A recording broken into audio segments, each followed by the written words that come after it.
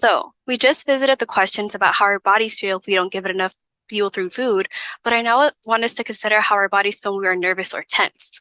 Please take a moment to reflect and share in the chat. When you are stressed, how does your stomach feel? When I was doing some of my own reflection, it took me back to the day before my registration exam.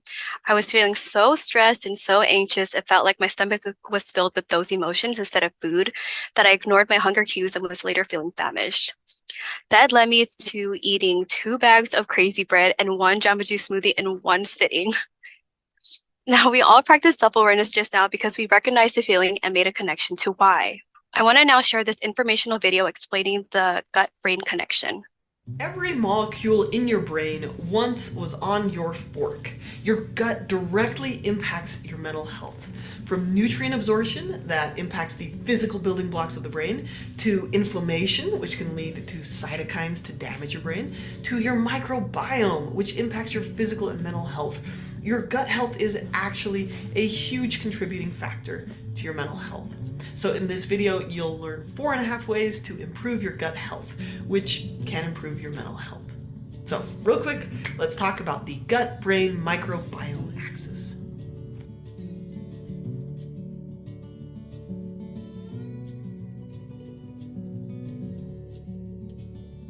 Okay, the vagus nerve is the longest nerve in the body. It runs from the brain all over the body, from the eyes to the throat, down to the chest and stomach, down into the pelvis, and it sends messages in both directions, from the brain to the gut and from the gut to the brain.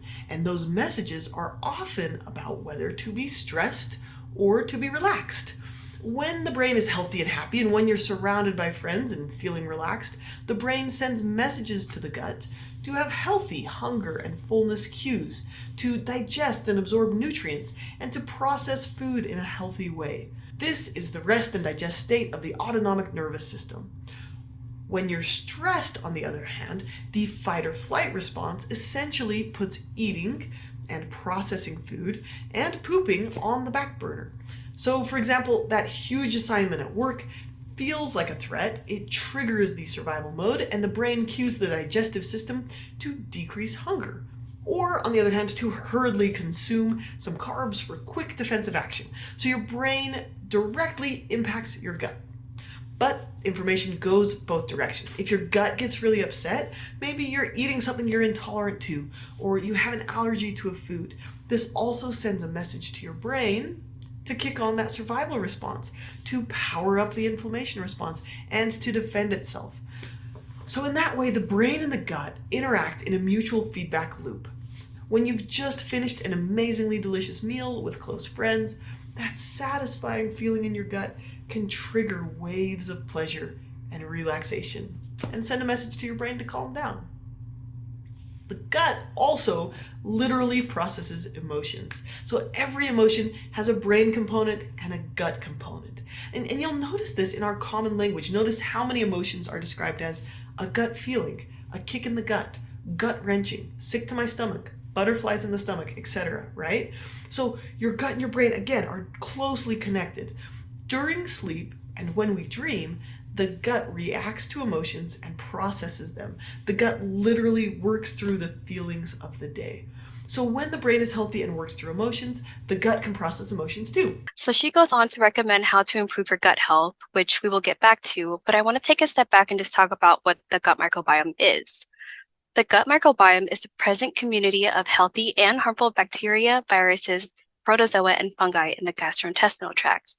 The healthy living organisms aid in the digestion and absorption of nutrients and produces short-chain fatty acids and vitamins such as K and B12. They also ward off foreign substances.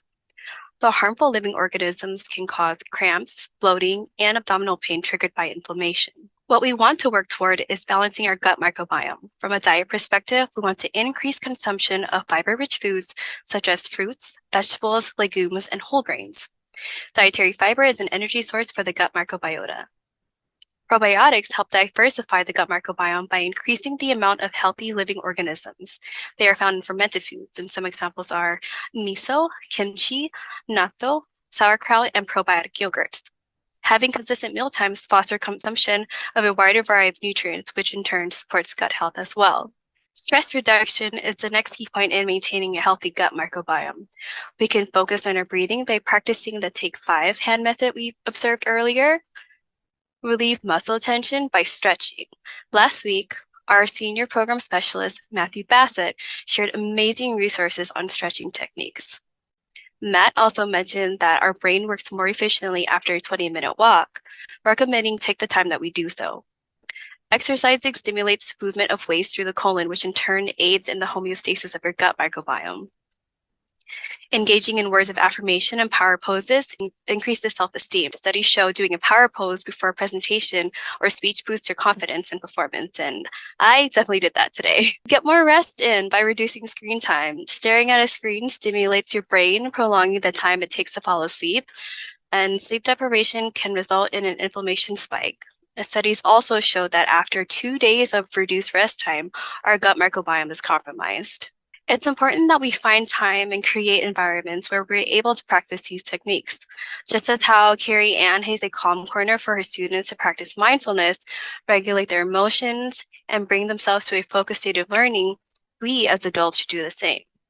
And we've discussed what this may look like in the classroom for students, but how do we support our teachers, staff, and administrators? Well, dedicated spaces for recharging can be established anywhere. In a school-based setting, they can be in cafeterias, teachers' lounges, even unused storage spaces. Pictured to the left, we have a wellness area that we are currently working on at Atlantic School District. We have a rugged area with a massage chair, a plant, a side table, and floor pillows all facing a big window. The natural light helps foster a relaxing environment. The goals that we have for these spaces are guided by the Thriving Schools Project. Pictured, we have a resource for building a staff relaxation zone that is accessible, available for all staff, encourages relaxation, offers an opportunity for displaying gratitude, and allows for acute stress management, right? So a place where we can focus on breathing, practice those words of affirmation, and even rest. And although it was not shown in the space also had a water fountain because we also want to make sure that our teachers and staff have access to a hygienic space and safe eating area with clean potable water. The work could not be made possible without the support of the district, which started by participating in the Wellness Committee and advocating to incorporate pieces of social emotional health and wellness for their staff and teachers. In the research document, you will find materials to help build and guide the work for a wellness committee by using the Thriving Schools Integrated Assessment and other healthier generation resources. At this time, I'd like to give Kat Satterley the floor so she could further explore this great resource with us. Thank you all so much for tuning into today's session to learn about nutrition and social emotional health.